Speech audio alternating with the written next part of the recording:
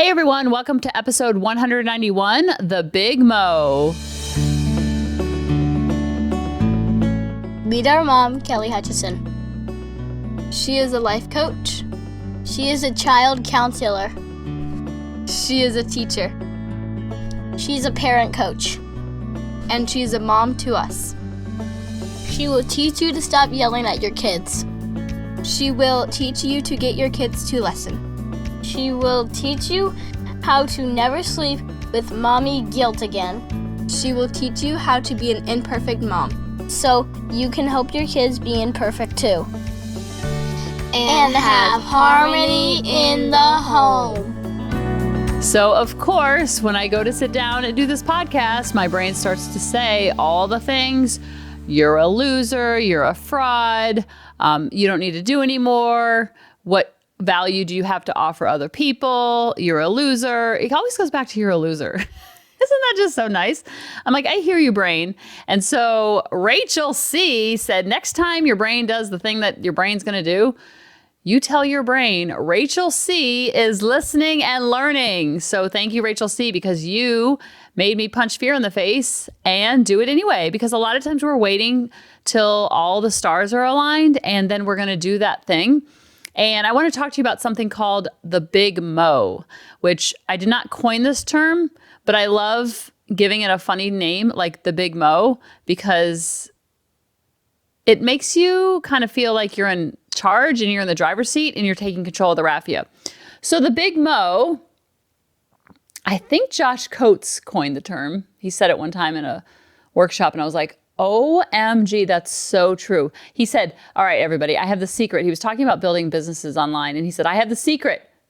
Everything you need to know in one slide about building your own business and having time freedom and all the things. So take out your camera. It's on this one slide. Everyone takes out their camera. I wasn't there, but I heard about it. I was like, that is genius. He's like, all right, everybody, camera on there. Okay, everybody ready? I'm only going to leave it up for a couple seconds, so you got to be ready. And everyone has their cameras out, and they're just waiting. What is it? What is it? What is it? And he said, okay, now on your camera, there's a little reverse icon. Click the reverse icon. And so everybody's looking at selfies of themselves, and they're like, what? What? I don't understand. He's like, that's the secret. It's everything that's already inside of you. It's nothing outside of you in a slide or in a marketing tip or tool or secret. The secret is there are no secrets.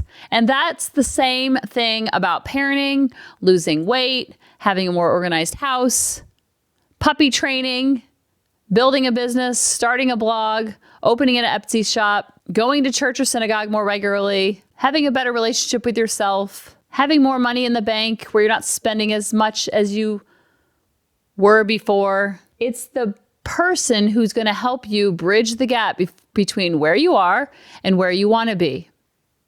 Now, I also want to caution you that you don't have to live on this treadmill of worthiness where you have destination addiction, where you think that you're going to be happier, more fulfilled, feel more worthy in a location, an income, through a person, through a hobby in the future. Because when we have destination addiction, it's very anticlimactic when we get to that point, when we get to that weight, when we have the house that's organized, when we're caught up on laundry, when we have a comfortable amount of money in the bank. The brain will always do what the brain's going to do. So when you know that, you're like, oh, this is part of the process. This is a journey, not a destination. This is what Kelly's been talking about. Then you can still be on the treadmill and get stuff done, but it's not this treadmill that's going at level 10 where you can only handle level 3 or 4, and you're in constant state of overwhelm and confusion. When your brain is always in overwhelm and confusion on the regular, then that's when you just want to kind of get curious about your thoughts that are leading to overwhelm and confusion. Because there will be times where you want to feel overwhelmed and confused. When October hit and we were moving a family member into assisted living, when my sister got hit by a hurricane, we were all overwhelmed and we were very confused. And I was okay with that. So you don't always want to push the tricky emotions. You can say to your brain, I understand we're in a season of confusion. We're in a season of overwhelm. Of course we are. Then you give yourself grace and compassion. So only you can answer that question. If the overwhelm and confusion is something you want to live within or do something about. And you can be overwhelmed and confused and still take action. So the big MO stands for momentum. And whenever you start doing something, like think about teaching a child how to ride a bike. When you first teach them to ride a bike and you take off those training wheels, they have no momentum to get going. I remember telling Grady, I was like, just push the pedals. And he's like, I am, but I'm not going anywhere, because he had no momentum. And so David would kind of give him a little push, and then he'd have a little momentum and his legs could move a little bit better and faster and more consistently. But getting him started on the bike was the hardest part of riding the bike. Once he was on the bike, he would start going and he'd get some momentum. And then he'd fall in the grass and then he'd start all over. And he would lose that momentum every single time. And when you lose the big mo, the goal or the thing that you're doing, whether it's a run, it's a income, it's an organized house, it's a business, it's a better relationship with your kids. A lot of times our brain will go to all or nothing. Or if we fell off the bike and we're in the grass, it's too overwhelming to restart the bike. So we just give up and quit. Or we just kind of put it to the side. And then we just do what is the most dangerous thing when we're going after a goal, or we're trying to have a better relationship, or we're trying to have more money in our bank. We're trying to spend less. We're trying to start a workout plan or eat healthy or XYZ goal. The biggest killer to that is to start to dabble, because then it's kind of like you're tricking the brain. Like, yeah, I'm doing a little bit. That's what Kelly says, just do a little bit. But when we're constantly in the state of dabbling, we never get that momentum that we're looking for. It's like Grady just sitting on his bike, but not pushing the pedals. He's like, hey, I'm trying. At least I'm on the bike. And he's dabbling in bike riding. So I asked you all on Facebook, what are some things that get easier to get going with momentum, like a snowball, kid learning to ride a bike, a push merry-go-round, etc.? Now, I don't think they really have those push merry-go-rounds anymore. Do you know what I'm talking about? Like when we were little, we used to go on the equipment on the playground. I don't even know what to call it, apparatus.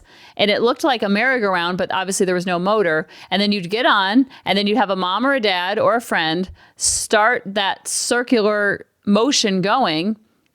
And it was so hard to get that playground equipment going because it was so heavy. And then the more people you had on there, it was like, whoa, this is too much. This is too hard. It might take two people to get the push merry-go-round to get going. But once it gets going, all of a sudden that adult who took so much inertia in the beginning to get that merry-go-round, that push merry-go-round going, all of a sudden they're standing up and they're hitting it every probably 5 or 6 revolutions. Do you see the difference? And that's what happens when we're going after something, or we're trying to be consistent in the working out or the skincare or the home organization. So a lot of you said running, working out, nutrition and exercise, sledding, and avalanche. Do you think about an avalanche? It just gets bigger and bigger. And you're like, whoa, this started off as a tiny snowball and all of a sudden we have an avalanche. How'd that happen? Doing Zumba. Sean said, a 4 on the floor with a dead battery. And I was like, what is a 4 on the floor? And what he was talking about was driving a stick shift. Isn't that the case? I learned how to drive stick shift in an elementary school parking lot of all things, in Todd's Rabbit, in a black Jeep Rabbit in an elementary school parking lot. And it was so hard. But once I got going, it wasn't so much of that herky-jerky stall. But once I got the momentum and the big mo going, then it was a lot easier and it was smooth sailing. Jackie says habits, and that's what we're talking about today, is creating these habits of whatever habit you want and getting consistency and momentum with that and getting that big mo. Sally says kindness. Isn't that true? This is a good one. Andrea says, this is such a good visual. I was pulling up to the dock on the boat and my husband advised me to slow down. But when I shut off the motor and then the boat was going too slow and it lost the momentum and it did not steer well. That's what it feels like when we're going after our goal. It's like being in quicksand. It's like being in mud that's too thick and it's all over us. Leora says, writing a paper, really anything. And isn't that the truth? So think about the habit you're trying to create. They always say it takes 21 days to create a habit. I think that's true, but it's also, you have to know that there's going to be things that are going to come up that are going to disrupt that momentum. Some of those things off the top of my head, but there are about 100 more. It could be you go on vacation. If you go on a cruise and you're on a workout plan, you get back from that workout plan, it's going to be a lot harder to start than it was before you left for the cruise. It could be an illness. It could be a hurricane that comes through. It could be moving a family member into assisted living that rocks your world to the core, where you just have no oomph to get going. It could be a new puppy. It could be one of your kids sick and losing sleep. So what happens is, let's say a child is throwing up all night and we miss our workout. What the brain will do, we missed one, we can miss 100. But instead, you're like, no, brain, I understand what you're trying to do. We're going to get the big mo back. Once you lose the big mo, it is very hard to get it back, but it's very possible. If you've had it before, you know exactly what it feels like. So you just gently remind your brain, we're going to do this until we have the big mo back.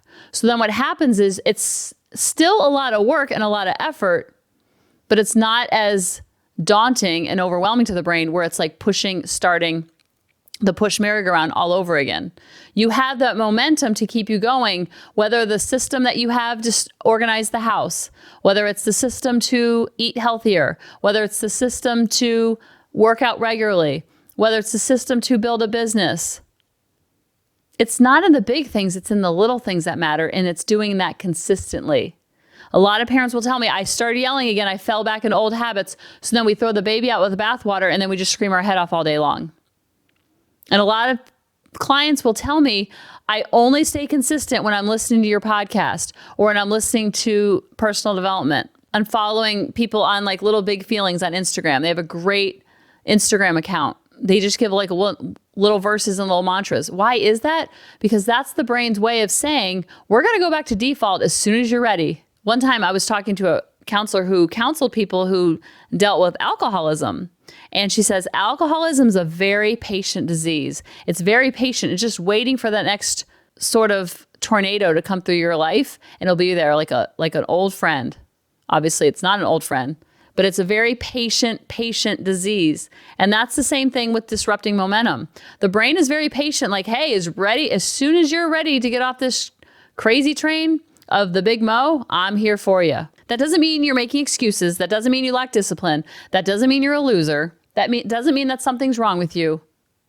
It's the exact opposite. That is the way that the brain is wired. It wants to do the same old, and go on autopilot. So it's looking for that momentum disruptor to come and happen. Now, when you use something like putting on deodorant in a day that you miss, you don't go the next day and be like, hey, I missed on Monday putting on deodorant, so I'm not going to wear it for the rest of the week. You can see that in something simple as deodorant. So use the same mindset that it doesn't have to be all or nothing. You're looking for the big mo. It's still going to be hard no matter what. But what happens is it's still going to be hard to push the merry-go-round, but it's not as hard as it was in the beginning. Because you just gently remind your brain, I know you're trying to protect me. I know you don't want to do this, but we're going to do it anyway. And the big mo you can only get through consistency doing the thing that you don't want to do. So the thing that you don't want to do, put that in your notes app. Make a chart. Ask your kids to help you stay accountable. Ask your spouse. Ask your sister. Ask your gritty grandpappy. I'm trying to be more consistent in this. How can I help you be more consistent in that? Like Grady really wants me to get a 30-day streak for Duolingo, and he's really into it. And so he's helping me stay more consistent with doing the Duolingo app every single day. And so I'm helping him stay more consistent in the Bible app every single day. So he'll send me his streak every day. And I was like, oh, that's right. I need to log into Duolingo. And so I'll log into Duolingo, do my lesson, and then I'll screenshot my streak and I'll text it to him. So in a way, I'm teaching him how to create habits, but I'm also showing him that creating habits isn't something that is an on-off switch. I'm 48 years old and I'm still trying to create healthy habits. It doesn't ever end. It's a journey, not a destination. And then I'm teaching him about accountability partners. Sometimes I'll send him the Duolingo app streak that I have for the day, and he'll be like, oh, that's right, I got to log into the Bible app. Because for him, doing the Duolingo app every single day is like brushing his teeth. He would never, ever miss a day. I think he saw some kids in older grades struggling in Spanish in high school. And so he's like, whoa, I don't want to have that struggle. So he's very motivated to do Duolingo app every single day because he doesn't want to struggle like that in high school. So he's trying to do a little bit every single day, which is helping him teach Spanish. And me logging into the Bible app and doing the verse of the day and the lesson of the day is like me brushing my teeth or putting on deodorant. I think my streak is like 607 days.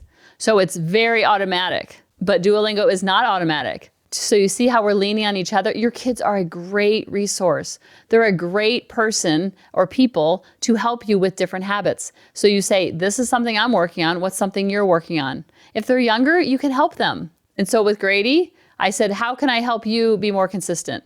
So I was starting off with saying, giving verbal reminders. And he's like, I don't like that. I feel like you're nagging me. I'm like, all right, tell me what would help you. And that's where we came up with, I text him my Duolingo app streak. And then he sends me his Bible app streak.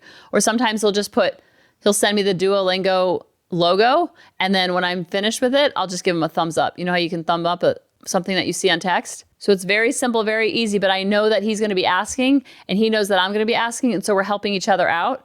I don't need anyone helping me with the Bible app and he doesn't need anybody helping him with the Duolingo app. So we're mixing and matching and you have those same resources within yourself.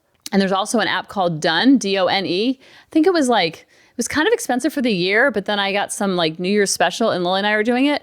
And you can get it for free to do 3 habits that you don't want to do. You put those in first. You're not going to put the things that are easy for you in the app, but it keeps track of your streak. And then you say like I really want to get better about brushing the dogs. So I don't want to brush them every day, but I want to brush them 3 times a week. So 3 times a week on the Done app, it has me log in and then I check it off. And if I reach the goal and I do the thing, and it's not that I don't like brushing the dogs, I just forget about it. There's so much to remember.